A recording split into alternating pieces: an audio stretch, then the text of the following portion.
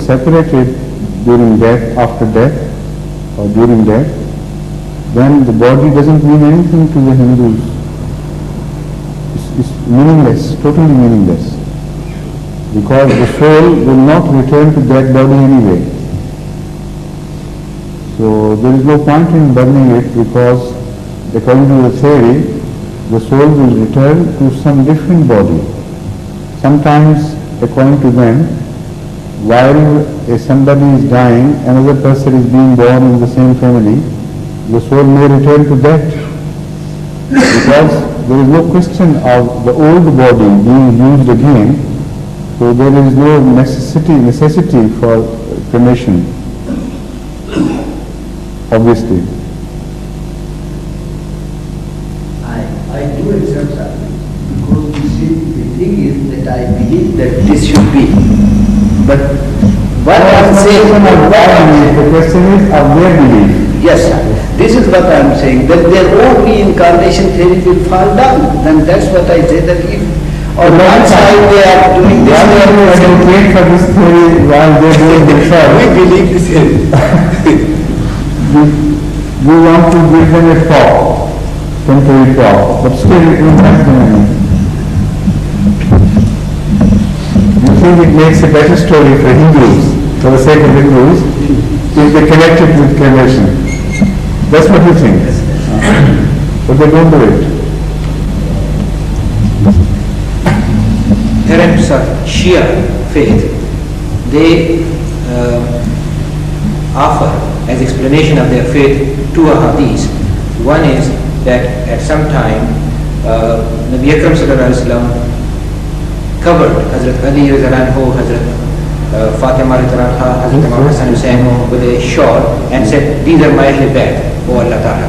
And then they go on to say that Nabi Akram sallallahu alaihi wasallam has said that whosoever follows the Holy Quran and Ahl Bayt, they will be rightly guided, and of course by implication whosoever leaves these two will go astray. And this is one of their explanations for their faith. Now the fact is that according to the mention of Ahl Bayt in Quranic terminology, it can be used for two purposes. Physical blood relations can be called Ahl Bayt, strictly speaking. And also spiritual relations who follow a prophet can be called Ahl Bayt. For instance,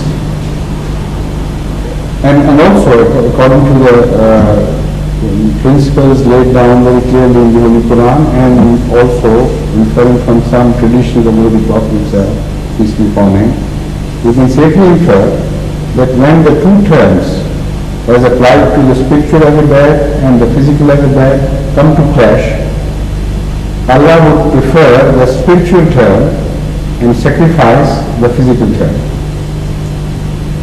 In contradiction to this, when they stand against each other, when the physical term falls down and it's meaningless, only the spiritual term remains.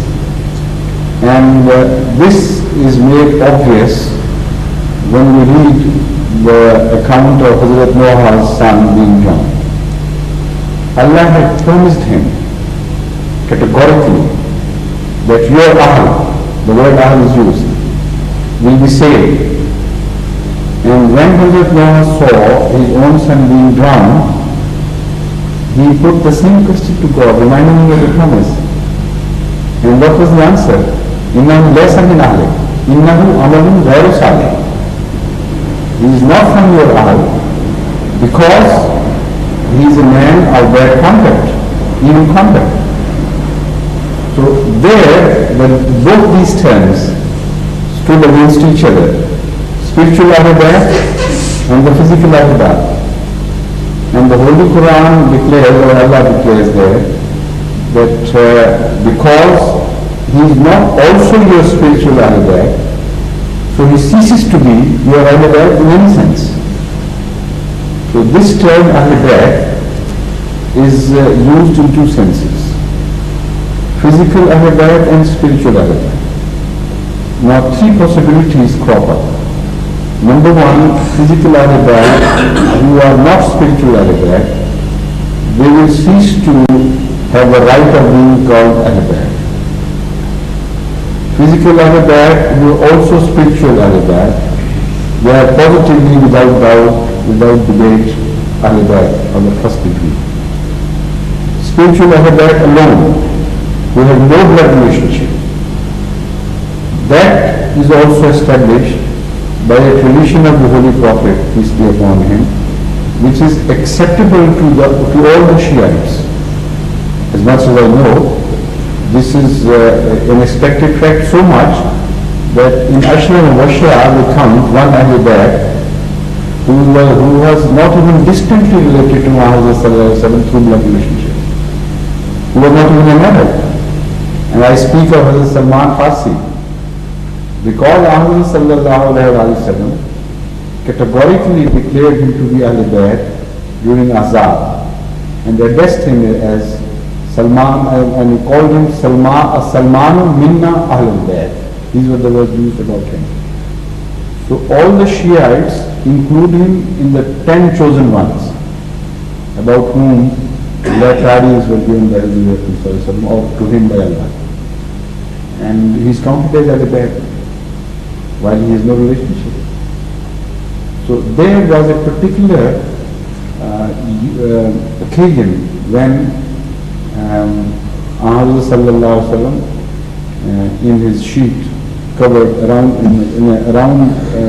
he covered his physical Ahl Bayt, who were also spiritual of course, in his sheet. He wrapped the sheet round all of them and said, these are my Ahl Bayt. Because that was the occasion of Mubahala. For Mubahala, Muhammad sallallahu alayhi wa sallam wanted to take his own progeny.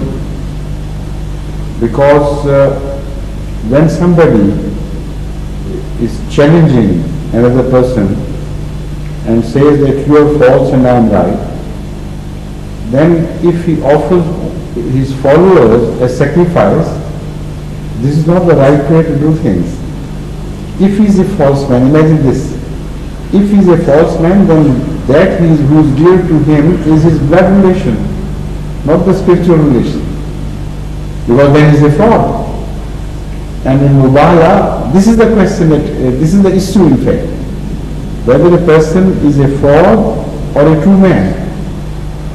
So because his truth is challenged, and the his opponents consider him to be a fraud. So if he says, all right, those who follow me, they will come, and he leaves his blood relations at home, that would not prove any point. Because according to his adversary, he is already a false person. He is a fraudulent person.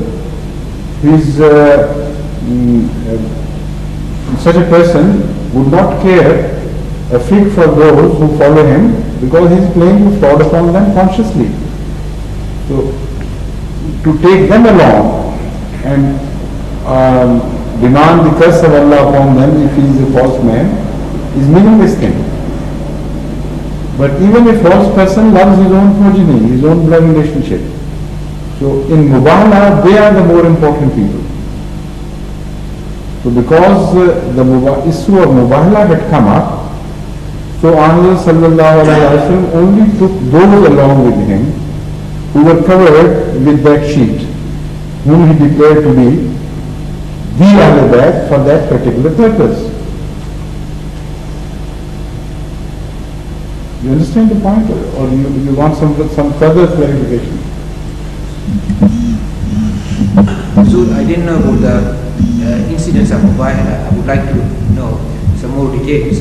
And the other smarter question along with it is, why didn't the Holy Prophet ﷺ include his wives as part of? Again, they are not blood relations, not progeny. Here, this is for a specific purpose. The wives can be wrong. The wives can be, some wives are divorced Do you disagree?